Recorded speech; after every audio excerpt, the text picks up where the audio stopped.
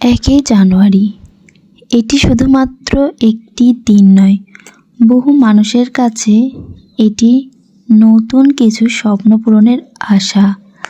নতুন বছরের পুরনো সব কষ্ট পেছনে ফেলে আরও একবার বাঁচার স্বপ্ন দেখে বহু মানুষ।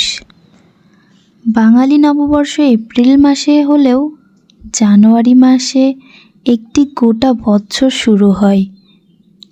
এই বলেই নিউ ইয়ার দিনটি সকলের কাছে ভীষণ স্পেশাল হয়ে যায়। নিউ ইয়ার উপলক্ষে তাই প্রিয় মানুষগুলিকে দিন একগুচ্ছ ভালোবাসা।